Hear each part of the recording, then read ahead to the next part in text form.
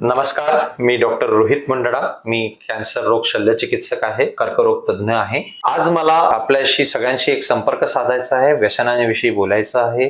तंबाखू किंवा तंबाखूजन्य पदार्थ जसं गुटखा, खर्रा, तंबाखू घातलेलं पान मसाला, याशिवाय सिगरेट, बिडी या सगळ्या पदार्थांमुळे कॅन्सर होतो.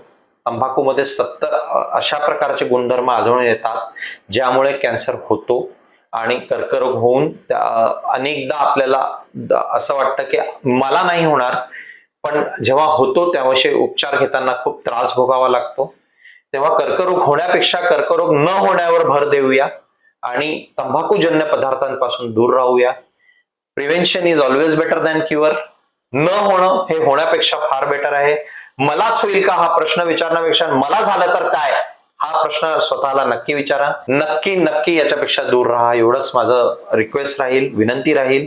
अनेकदा कॅन्सर 50 वर्षापेक्षा खालच्या वयातही आढळून येत आहेत. 40 सोडा 30व्या वर्षी सुद्धा कॅन्सरचे पेशंट येत आहेत. अतिशय गांभीर्यपूर्ण परिस्थिती निर्माण झालेली आहे. तेव्हा प्लीज विनंती आहे की या पदार्थांपासूनची टाळा.